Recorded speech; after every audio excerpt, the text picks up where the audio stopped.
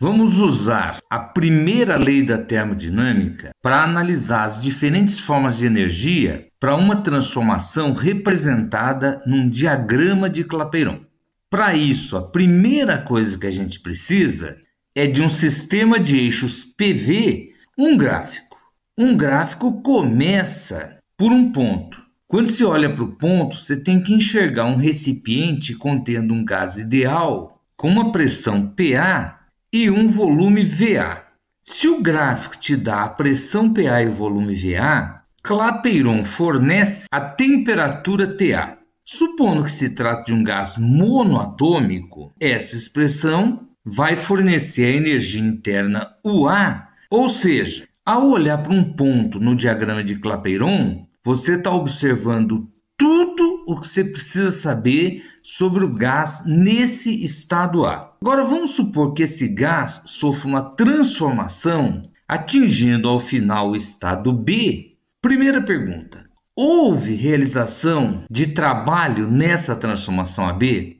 Claro, porque afinal o volume VA sofreu uma variação até o volume VB. De A para B, o volume aumentou. É uma expansão? ΔV positivo, o trabalho também será maior que zero. O valor do trabalho é dado em módulo pela área da figura que vai do gráfico até o eixo dos volumes, desde o volume VA até o volume VB. A isoterma que passa pelo ponto A está mais próxima da origem do que a isoterma que passa pelo ponto B. Portanto, a temperatura de A é menor que a temperatura de B. De A para B, a temperatura aumentou. Como a energia interna de um gás depende exclusivamente da sua temperatura absoluta, se a temperatura em B é maior que a temperatura em A energia interna UB é maior que a energia interna UA.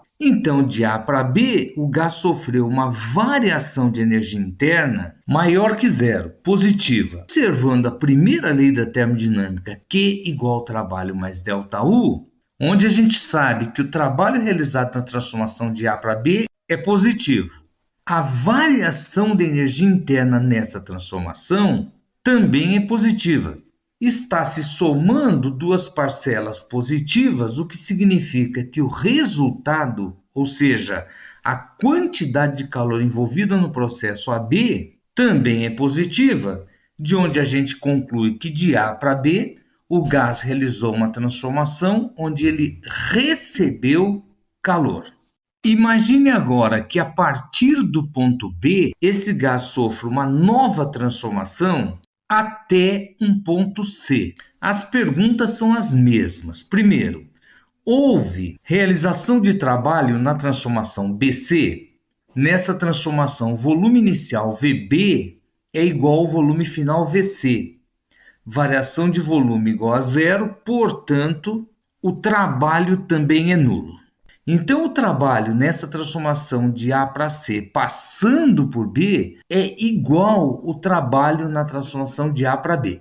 De B para C, a temperatura diminui. TC é menor que TB. ΔT é menor que zero, é negativo. E, consequentemente, a variação de energia interna é negativa. Pela primeira lei da termodinâmica, o trabalho na transformação BC é nulo. Se a variação de energia interna ΔU é negativa, então a quantidade de calor envolvida no processo BC também é negativa. Nesse processo, o gás cedeu calor para o meio ambiente. A gente pode considerar na sequência uma transformação que leve o gás do estado C até um estado final representado pelo ponto D. Uma transformação simples, isobárica. Perguntas muito simples. Primeira, houve realização de trabalho na transformação CD? Claro, porque na transformação CD houve variação de volume. De C para D, o volume diminuiu. Portanto, ΔV negativo, esse trabalho também será negativo. E o valor vai ser dado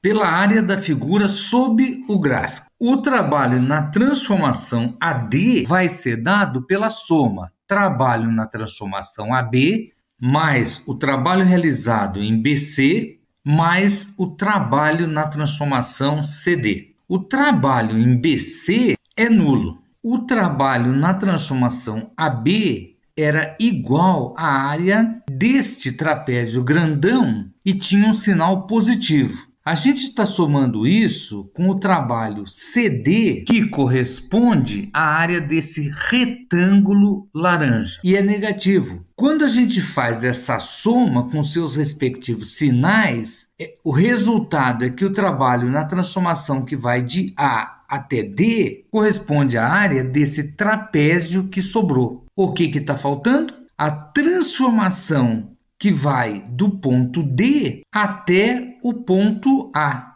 É uma transformação isocórica, o volume é constante e ΔV é zero. Se o ΔV é zero, o trabalho nessa transformação também é nulo. Olha que interessante! A gente acabou construindo uma transformação que começa no ponto A, transita pelos pontos B, C e D e no final retorna ao ponto A. Qualquer ocorrência que termina na mesma posição onde começou é chamada de ciclo. As transformações gasosas que terminam no mesmo ponto onde começaram têm um nome: transformações cíclicas. O ciclo que começa em A, transita pelos pontos B, C e D e retorna ao ponto A tem um trabalho que é chamado de trabalho realizado no ciclo.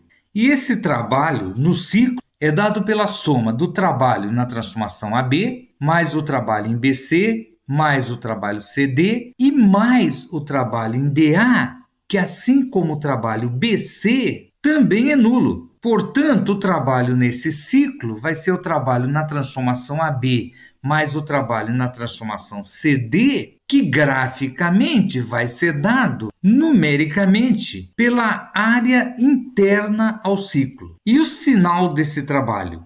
Negativo ou positivo? A gente viu que nesse nosso exemplo, em que o gás percorreu o ciclo de A para B, de B para C, de C para D e de D para A, portanto, no sentido horário, o trabalho do ciclo é positivo. Se porventura esse gás tivesse saído do estado A e percorresse esse ciclo de A para D, de D para C, de C para B e de volta para A, ou seja, no sentido anti-horário, o trabalho do ciclo seria negativo. Outra coisinha, nesse nosso exemplo, o ciclo começou no ponto A, onde o gás tinha uma temperatura TA. Depois de transitar pelos outros pontos B, C e D, retornando ao ponto A, no final do ciclo ele volta a ter a mesma temperatura TA. Se a temperatura final é igual à temperatura inicial do ciclo, e de novo, energia interna depende exclusivamente da temperatura absoluta, então a energia ao final do ciclo é a mesma que ele tinha no início. A variação da energia interna num ciclo é nula. Se agora a gente observar a primeira lei da termodinâmica, Q igual ao trabalho mais ΔU, se o ΔU é nulo, chega-se à conclusão que em uma transformação cíclica, a energia térmica é totalmente convertida em trabalho mecânico. Na história da ciência, quando o ser humano chegou nessa igualdade, energia térmica pode ser totalmente transformada em trabalho mecânico, ele pirou, ele ficou maluco. Mas isso já é uma outra história.